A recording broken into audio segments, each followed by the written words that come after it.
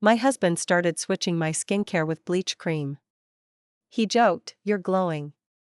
In a weird way. The burns, the shame at work, the laughs from his friends. 3 weeks later, I let him try the new lotion I made. He screamed. "What did you do?" I whispered, "Now we're even." He wasn't ruining my skin. He was peeling off my identity. I never thought I'd end up married to someone who'd casually sabotage my body while smiling over breakfast. I guess no one ever does. From the outside, our life probably looked fine. Normal. Predictable. And for a while, it was. I'm Anika, 42 years old, born and raised in Oregon. I've always been the type to keep things tidy. Emotionally, physically. I like order. I'm not flashy. I don't wear a lot of makeup. But skincare? That became my thing as I hit my late 30s. Not to impress anyone. It was just mine. I met Kellen 5 years ago at a wine tasting event near the Pearl District. I'd gone with coworkers after a BR Tal week at the office. I wasn't trying to meet anyone, but there he was, charming in that effortless, boy-next-door way. He made people laugh. Not always at appropriate things, but I remember thinking, he's funny, at least he's real. We started dating, and for a while, he was sweet. Thoughtful. A little immature, sure, but I figured that was harmless. I was older than him by 3 years, and I thought maybe he just needed a bit of growing up. Don't we all? The first weird moment happened 6 months in. He teased me about the shelf in the bathroom that held my skincare products. Called it your chemistry lab. I laughed. Honestly, it wasn't that far off. But it kept coming up. "You don't need all that," he'd mutter. "I like it," I said. "Yeah, but, it doesn't actually work, right?" Harmless teasing, I told myself. A lot of men just don't get it. We got married less than a year after we met. It was fast. Too fast, if I'm being honest now. But I thought he loved me, and I was at a point in my life where settling down seemed better than starting over. He didn't have much family, just a cousin he barely spoke to, and I was close to my sister, but that was about it. Our home in Portland was cozy but old. A 1960s fixer-upper. We split the mortgage and tried to keep the peace. I'd work my 9 to 5 as a paralegal. He jumped between tech gigs, none of which seemed to stick longer than a year. Then, slowly, something shifted. It was subtle at first. A new bottle of toner would smell slightly off. My moisturizer would feel thinner. The labels were the same. Nothing visibly wrong. But I started noticing my skin reacting badly. Redness, itching, tiny raw patches that weren't healing. I chalked it up to stress or maybe a batch gone bad. Then I started seeing it in the mirror. Dry patches, almost like burns, on my cheeks and jawline. I changed my routine, stripped it back to just the basics. But it got worse. I remember being at work one day, under the harsh bathroom lights, and seeing the way the skin under my eyes had thinned and darkened. My lips had small cracks at the corners that wouldn't go away. My foundation looked like it was sitting on top of raw meat. "Rough night?" one of the new interns asked gently in the break room. I smiled, pretending to laugh it off, but inside I felt a pit open. I used to walk into that office with quiet confidence. Now I avoided eye contact. "And Kellen?" He noticed. Of course he did. "You look tired," he said one night, sitting on the couch scrolling on his phone. I told him I wasn't sleeping well. He shrugged. "Probably your skincare. Maybe it's finally backfiring." That stung more than I let on. I excused myself and cried in the shower that night, ashamed I cared so much about how I looked. But it wasn't about vanity, it was about feeling like me. Over the next couple of weeks, I started watching more carefully. I made a mental note of where I left each product. I checked caps, bottle levels. I even put a tiny pencil mark under one jar just to see. One morning, I noticed it had moved. My stomach dropped. That night, I swapped my night serum with a decoy bottle filled with plain lotion. Just to test. The next morning, the jar was half empty. That was the moment I knew. I didn't say anything. I didn't scream. I didn't confront him. I played dumb. A week later, I overheard him on the phone with someone. Probably Vince, his old high school buddy who always came over to drink beer and make crude jokes. Kellen was in the kitchen, on speaker. I was in the hallway, frozen in place. She still hasn't figured it out? Nah, Kellen laughed. She just keeps putting it on. I told you, man. The bleach cream's working. You're a savage, the voice chuckled. She's gonna look like a roasted peanut by the end of the month. Laughter. I remember standing there, my heart pounding so loud I couldn't hear anything else. I didn't cry. I didn't scream. Something colder settled into me. I wasn't angry. I was clear. The next day, I took off work and spent the whole day reading. Researching. Calling my dermatologist's office under the guise of asking for a friend. I learned what ingredients could cause irritation without permanent harm. What acids react with freshly shaved skin. Then, over the course of a weekend, I made my own little bottle. I matched it perfectly to the scent and texture of his aftershave balm. I even reused one of his old containers so it wouldn't look out of place. And I waited. He used it Monday morning. I watched him from the bathroom mirror. He rubbed it into his face, whistling to himself. Then, ****. What the hell? He dropped the bottle, backing away from the sink. His face turned blotchy red within seconds. He grabbed a towel, cursing, splashing cold water. He looked at me, wild-eyed. What did you do? I didn't blink. Now we're even, I said quietly, walking out of the room. I didn't slam doors. I didn't yell. I didn't need to. I had my power back. He didn't go to work that day. Of course he didn't. He spent the whole morning pacing around the house with a cold compress pressed to his face, checking the mirror every 10 minutes. I could hear him cursing under his breath. He didn't even ask for help. Not really. Just kept looking at me like I had suddenly become someone else. But I hadn't changed. I had simply stopped pretending. I remember watching him from across the kitchen table, his face blotchy, irritated, red at the edges. It was hardly worse than what I'd endured for 3 weeks straight. But now, with just one taste of discomfort, he was unraveling. He tried playing it cool by the afternoon. Asked if I had maybe switched something by mistake. If maybe one of the natural products I'd been into had gotten mixed up with his stuff. I just shook my head and said, I wouldn't know. I don't touch your things. It wasn't a lie. I never had. He dropped the topic. But I noticed the way he avoided touching any of the bottles in the bathroom after that. The way he'd glance at me longer, as if trying to figure out what I knew. For days, we lived in a kind of awkward, tense silence. Like roommates who'd had an ugly fight but couldn't afford to move out. He still tried to crack jokes now and then, half-hearted attempts to gauge where I stood. You ever hear of a woman burning her husband's face with lotion? Pretty sure that's a felony. I smiled faintly without looking up from my tea. Only if it leaves a mark. He didn't laugh. At night, I'd lie in bed with my back turned, staring at the shadows on the ceiling. I was trying to put it all together in my head, how long he had been doing it, what his endgame was. Had it really just been a joke to him? A power move? Or something darker?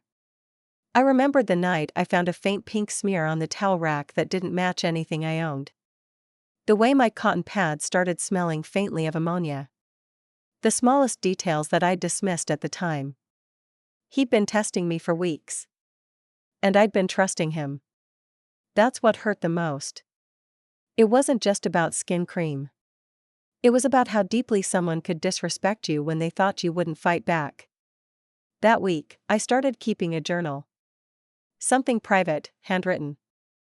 I documented every change in my products, every comment he'd made. I took photos, some from the worst days, when my skin looked like it was peeling, others after I started healing. Quiet, painful proof. I also ordered a nanny cam and placed it discreetly in the bathroom vent. Not to catch him, he'd already stopped, but to feel safer. To be in control again. He didn't know I'd started talking to a lawyer. Or that I'd already reached out to my older sister, Mary, about a place to stay. Mary had always been the grounded one. She was a nurse up in Seattle and the only person who ever saw through Kellen's charm early on. "You like him?" I asked her over dinner a year into our marriage. She paused for too long before saying, "He's entertaining." That should have been my clue. Kellen's behavior got weirder. He started checking in on me more often. Texts like "Where are you?" even when he knew I was at work. Random calls during lunch breaks. Once, he drove to my office unannounced and waited in the parking lot because I hadn't replied to a message within 10 minutes. When I asked him why, he said, "I just worry about you. You've been acting off lately." I realized then that my silence, my coldness, was making him nervous. He wasn't used to me not reacting. That scared him more than any yelling would have. The irony? I wasn't trying to scare him. I was planning my exit. He was unraveling in slow motion. Little signs, the twitch in his jaw when I declined dinner together, the overly long showers, the locked phone screen he used to leave wide open. Once, I caught him reading a Reddit thread on how to tell if your wife is cheating. I wasn't cheating. I wasn't even talking to anyone. But he needed a reason to justify what he had done. A reason to make me the villain. One night, I came home to find him sitting in the dark living room, a beer in his hand, the TV on mute. He didn't look at me. "You're planning something," he said quietly. I didn't answer. "You think I don't know when you're up to something?" I walked past him without a word. "Anika," he said, louder. "Don't F*** with me." That was the moment I stopped fearing him. He couldn't do anything more to me than he already had. He disrespected me, humiliated me, injured me, and for what? A joke? I slept with the door locked that night. The next morning, he was gone before I woke up. Left a note on the counter that said, "Be back late. Don't wait up." I didn't. Instead, I spent the evening scanning documents, transferring savings, and quietly pulling my name off everything I legally could. I called a moving service and scheduled a storage unit near Mary's place. I started packing boxes one by one. Slowly. Quietly. Like I was peeling away the layers of a life I no longer recognized. Still, part of me hesitated. I asked myself 100 times if I was overreacting. If I should try therapy. If I should forgive him or at least confront him properly. But then I'd see my reflection. The small scars near my chin.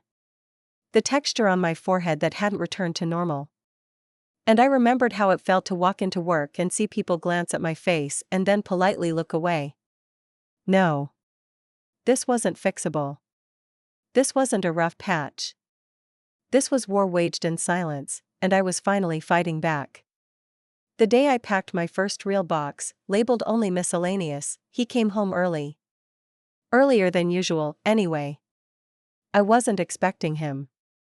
I had just finished taping up a small stack of journals, documents, and a few books I didn't want to leave behind. The kind of things you take with you when you know you're never coming back. I heard the front door open. Keys jingling, that long exhale he always did when he took his shoes off. I froze. The box was sitting in plain view at the edge of our bedroom. I didn't have enough time to move it. I quickly grabbed a throw blanket from the bed and tossed it over the top, pretending to fold laundry. A weak cover. He stepped in, still in his work clothes, khakis, a hoodie that was probably 2 sizes too big for him, and that same stupid backwards baseball cap he insisted on wearing even though he was pushing 40. His eyes scanned the room immediately. They always did. Kellen didn't walk into a space, he inspected it. "What's all this?" he asked, motioning to the blanket. I didn't flinch. "Winter clothes. Gonna drop some stuff off at donation next week." He didn't move. Just stood there, squinting at me like I was a math problem he couldn't quite solve. "You been weird lately," he said finally. I didn't respond. "Not just distant," he added. "Cold.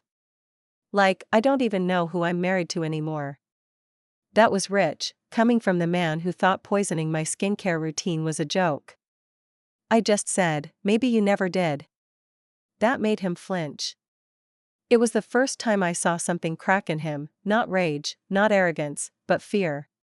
The realization that I wasn't playing his game anymore. He started pacing. Picked up a sock from the floor, then dropped it. Classic anxious habit of his, fidgeting when he didn't feel in control. "You know I was just messing around, right?" he said, half laughing, half pleading. "I didn't mean to hurt you." My voice was flat. "But you did." "Jesus, Anika. It was bleach cream. You didn't go blind. It was just a joke, a joke?" He stopped. Finally looked at me. My voice was calm, low. "You laughed while I was peeling. You and Vince. You watched me hide my face for weeks. And you did nothing. You didn't even feel bad." Silence. Just the hum of the ceiling fan overhead and the sound of him swallowing. "People play pranks. It's not like IF asterisk asterisk asterisk ing hit you," he muttered. And there it was. That line. That deep, acidic justification I had heard from so many women in the stories they told me.